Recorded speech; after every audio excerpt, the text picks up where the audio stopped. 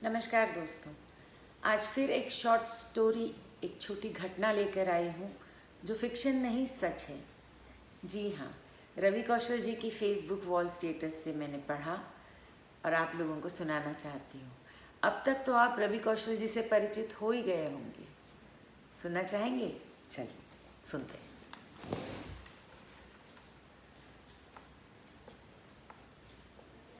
एक रिश्ता ऐसा भी। 1987 मैं 19 साल का था और अपनी ग्रेजुएशन कर रहा था। डैडी जी ने बोल दिया था कि इंजीनियरिंग छोड़ दी तो आगे मुझसे कुछ भी एक्सपेक्ट मत करना। मैंने भी ताव में आकर एनजीसीसी में पार्ट टाइम नौकरी ज्वाइन कर ली। एनजीसीसी का हिमाचल उत्सव हुआ और देश भर के फोक आर्टिस्ट उसमें शामिल हुए और मेरी ड्यूटी लगी पंजाब की मशहूर फोक सिंगर श्रीमती गुरमीत बाबा के साथ। मैं उन्हें माँ बुलाता था तो माँ अपनी 2 बेटियों को भी साथ लाई थी शिमला। बड़ी वाली का नाम लाची था और छोटी वाली का ग्लोरी। कहानी यहाँ से शुरू होती है। ग्लोरी शायद 7 साल की होगी और लाची 9 साल की। मैं अपनी ड्यूटी के हिसाब से उन्हें रिसीव करने गया और जैसे ही ये लोग कार से उतरे मैंने उनका वेलकम किया।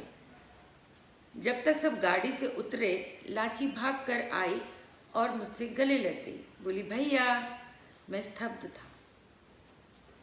मैंने अपनी ड्यूटी निभाई और उनको होटल छोड़ा। अगले 3 दिन फेस्टिवल में गुजरे और वो मुझे भैया बुलाती रही। एक लगाव तो हो ही गया था। जब इनका जाने का समय आया तो रोने लगी। कहने लगी, हमारा कोई भाई नहीं है, आप मेरे भाई बन जाओ ना। मैं ड्यूटी कर रहा था। मैंने कह दिया, हाँ हूँ ही ना। वो लोग चले गए। मैं मसरूफ़ हो गया। मेरा भी अपना एक संघर्ष था।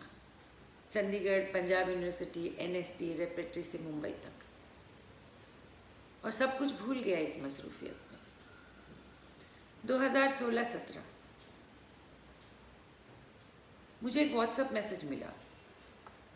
भैया, लाची हूँ, बड़ी मुश्किल से ढूंढा है आपको। एक कॉन्सर्ट के लिए शिमला गए थे और मैंने गेटी थिएटर के आसपास लड़कों से पूछा, क्या आप में से कोई रवि कौशल को जानता है? एक लड़के ने अपने फ़ोन पे किसी से बात की और आपका नंबर दिया। कुछ याद है? मैंने जैसे ही मैसेज पढ़ा तुरंत फ़ोन लगाया और बात की। 30 साल बाद भी फ़ोन पर ऐसे लगा कि भाग के आई और गले लग गई। भैया। वक्त गुजरा और हमने तय किया, रादर उसने इंसिस्ट किया कि नेक्स्ट टाइम चंडीगढ़ की फ़्लाइट मत लेना बल्कि अमृतसर आ जाना। यहाँ से सिर्फ 1 घंटा एक्स्ट्रा लगेगा आपको अपने गांव पहुँचने में। मैंने अलका को कहा, माँ से मिलने मुझे भी जाना है और गोल्डन टेम्पल भी जाने का मन है। इस बार मैं अमृतसर होकर ही घर जाऊँगा। जब मैं अमृतसर अराइवल गेट से बाहर निकला तो एक महिला भागती हुई मेरे तरफ आई। मैं शक्लो सूरत से तो पहचान नहीं पाया, पर जो 9 साल की बच्ची की वार्मथ थी 1987 में, वही इस 39 साल की महिला में 2017 में भी मैंने महसूस की। समझ गया कि ये लाची ही है। साथ में 2 टीनेजर्स, उसके बच्चे। दोनों ने मुझे ग्रीट किया मामू बुला के। उसके बाद दिन कैसे गुजरा वो फिर कभी। गुरमीत माँ ने विदाई के समय दुशाला उड़ाया और मैं अपने आगे के सफ़र के लिए रवाना हुआ, लाची से ये प्रॉमिस लेके कि अब वो मुझसे मिलने मुंबई ज़रूर आएगी, और उसने प्रॉमिस किया। हम लोग लगातार टच में रहे, रेगुलर। हर बार बात होती तो मुझसे बोलती, अरे मुझे भी भाभी जी और टोटो से मिलना है। मैंने अलका और टोटो से कहा भी कि हम एक साथ अमृतसर जाना है। बातें और ढेर सारी बातें ही होती रही। अलका से फ़ोन पर बात करते हुए जिस लहजे से उसने भाभी जी कहा, वो सब भी बहुत कमाल। 15 फरवरी 2020 को खबर आई कि 12 तारीख को लाची गुजर गई। मैं शेल शॉक्ड, समझ में ही नहीं आया क्या करूं। अलका के पास गया, सिर्फ यही अटर कर पाया, यार लाची चली गई। मेरी मनस्थिति को देखकर अलका ने नेट पर रिसर्च किया और बताया कि वो 2 साल से कैंसर पीड़ित थी। मैंने उसके नंबर पे फ़ोन लगाया तो पूर्वा ने कंफर्म किया कि हाँ मामू, माँ नहीं रही। मैं इसके आगे कुछ नहीं बोल पाया और फिर एक बार स्तब्ध हुआ। 1987 में स्तब्ध हो जाना और 2020 में स्तब्ध हो जाना बहुत अलग था।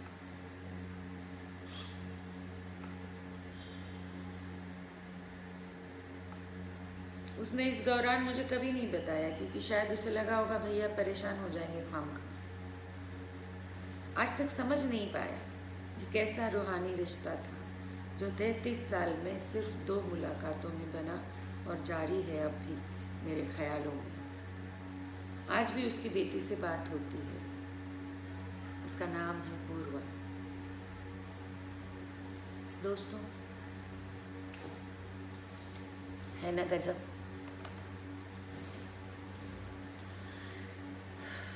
रिश्ता, भावनाएं, उसका ताल्लुक मुलाकातों से नहीं होता, मुलाकातों की गिनती से नहीं होता, साथ रहने न रहने से नहीं होता, महसूस करने से होता है, ऐसा मुझे लगता है। और रवि जी का ये स्टेटस पढ़कर, उनकी ये ज़िंदगी की घटना पढ़कर अब मुझे भरोसा हो चुका है। कैसी लगी आपको ये बात? कमेंट में ज़रूर बताइए। लाइक करना ना भूलें। अच्छे अच्छे लोगों की ज़िंदगी की अच्छी अच्छी भावनाओं की बातें सुनिए, क्योंकि यही हमारी धरोहर है।